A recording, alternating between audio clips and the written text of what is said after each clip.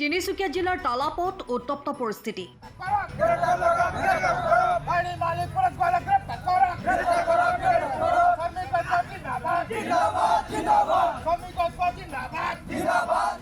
তালাপ আৰক্ষী চকীৰ সন্মুখত উত্তাল প্ৰতিবাদ, উত্তেজিত ৰাইজৰ।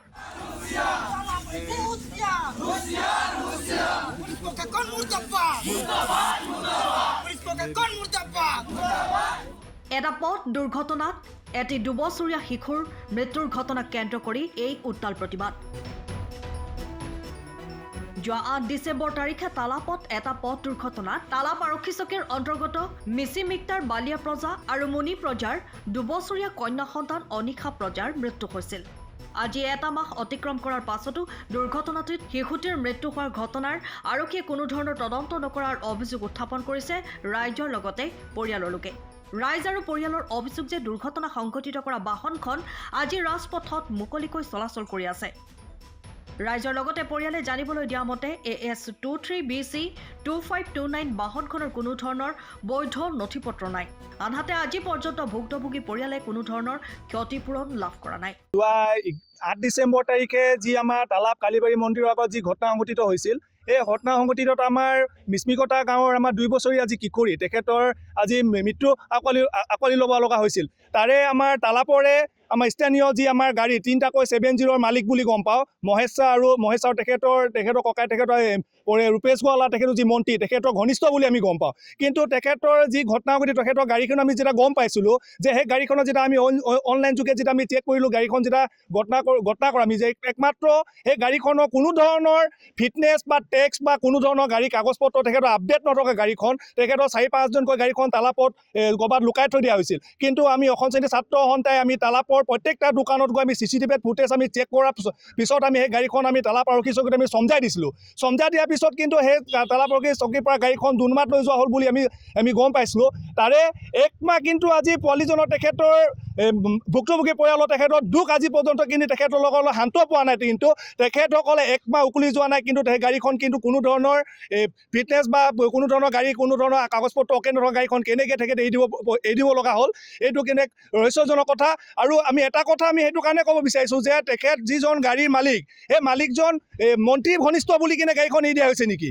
আমি এইটো কথা আমি কিন্তু ক'ব বিচাৰিছোঁ। তেখেতে ৰূপেশ গোৱালা ঘনিষ্ঠ বুলি কিনে আজি 3টাকৈ তেখেতৰ গাড়ী কিন্তু আজি চলি আছে, কিন্তু কোনো গাড়ী কিন্তু আজি পৰ্যন্ত তেখেতৰ ফিটনেছে হওক বা তেখেতৰ টেক্সে হওক বা কোনো গাড়ী কিন্তু আজি পৰ্যন্ত কোনো কাগজ পত্ৰ নাই। আৰু MBI এটা মাহেকীয়া তেখেতে পইচা আজি লয় বুলি আমি গম পাওঁ, ইতিমধ্যে আমি গম পাইছোঁ।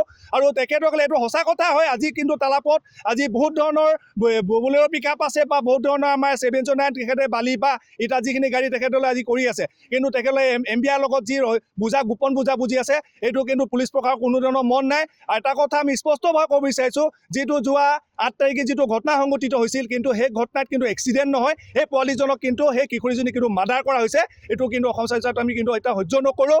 আৰু সেই মালিকজনক অতি শীঘ্ৰে গ্ৰেপ্তাৰ কৰক আৰু গাড়ীটোক অতি শীঘ্ৰে জব্দ কৰক। আৰু ভুক্তভোগী পৰিয়ালক কিন্তু উচিত ক্ষতিপূৰণ 20 লাখ টকাকৈ উচিত ক্ষতিপূৰণ দিবৰ কাৰণে আমি অসম চৰকাৰক দাবী জনাইছোঁ।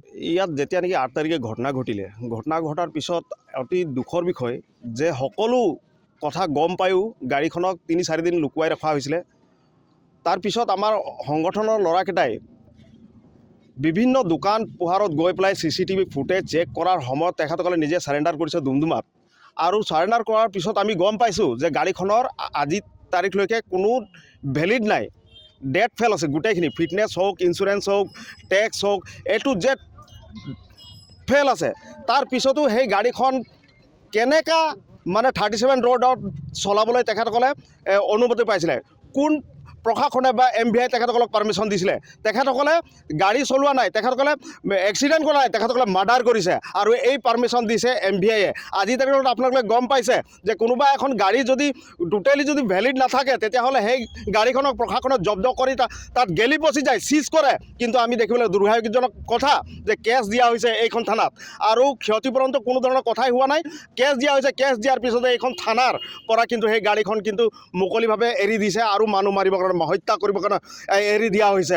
আজি MBI ৰিপৰ্টৰ আধাৰত এৰি দিয়া হৈছে বুলি কৈছে। কিন্তু আজি তাৰিখতো আপোনালোকে এই গাড়ী নাম্বাৰখন আপোনালোকে মাৰি চাব যে অনলাইনত এতিয়ালৈকে কোনো ধৰণৰ টেক্স হওক বা ইঞ্চুৰেঞ্চ হওক বা ফিটনেছ হওক কোনো ভেলিড নাই।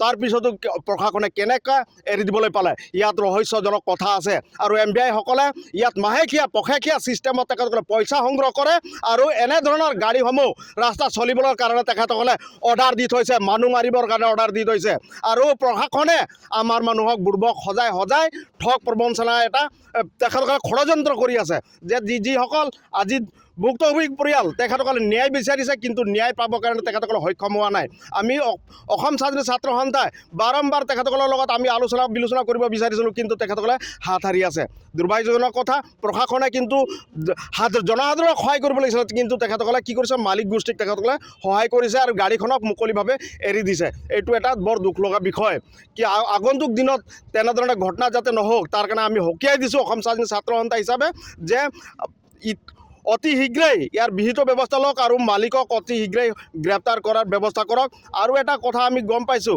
আমি ইতিমধ্যে আমি সমাপ্ত সেটেলমেণ্ট এটা হৈ গৈছে বুলি ভাবিছিলোঁ কিন্তু এতিয়া গম পাইছোঁ যে কোনো ধৰণৰ সেটেলমেণ্ট তেখেতসকলে কৰা নাই আৰু ভুক্তভোগী পৰিয়ালৰ যি সন্তান যি ছোৱালীজনী যি এক্সিডেণ্ট হৈ ঢুকাইছে তাৰ মাকে জখমী হৈছিলে তেখেতক তিনিচুকীয়ালৈ মাতি নিয়া হৈছিলে যে ট্ৰিটমেণ্ট কৰাই দিয়া হ'ব বুলি তেখেতক মাতি নি তেখেতক ঠগ প্ৰবঞ্চনা কৰি তিনিচুকীয়াৰ পৰা ডুমডুমালৈ মতা হ'ল ডুমডুমাৰ পিছত বোলে কোনো ধৰণৰ যোগাযোগ বিচ্ছিন্ন হ'ল এইটো মই ক'ব নোৱাৰোঁ কোনে পৰিয়ালে ক'ব পাৰিব যে কোনে মাতিছিলে কি কৰিছিলে তেখেতক ট্ৰিটমেণ্ট দিয়া হ'ব বা এটা সেটেলমেণ্ট কৰা হ'ব বুলি তেখেতসকলক মাতা হৈছিলে কিন্তু তাৰ পিছত কোনো ধৰণৰ তেখেতসকলক যোগাযোগ কৰা নাই এইটো এটা বৰ দুৰ্ভাগ্যজনক এটা দুখ মানৱতা বোলা বস্তুটো তেখেতসকলৰ নাই বুলি মই অনুভৱ কৰিছোঁ মই অসম স্বাধীন ছাত্ৰ সন্থা হিচাপে এইটোৱে দাবী জনাব বিচাৰোঁ যে যদি ফিটনেছ বা ইঞ্চুৰেঞ্চ বা টোটেলি ডকুমেণ্ট যদি ভেলিড নাই তেতিয়াহ'লে সেই গাড়ীখন চিজ হ'ব লাগিছিলে আৰু মালিকক গ্ৰেপ্তাৰ কৰিব লাগিব আৰু এই ভুক্তভোগী পৰিয়ালক ন্যায় পাব লাগিব ক্ষতিপূৰণ পাব লাগিব উচিত ক্ষতিপূৰণ পাব লাগিব তাকে মই আহ্বান জনাইছোঁ তিনিচুকীয়াৰ পৰা Ajay Sharma report time of Assam সময়ৰ খবৰ সময়ত পাবলৈ ফ'ল' কৰক টাইম অফ আছাম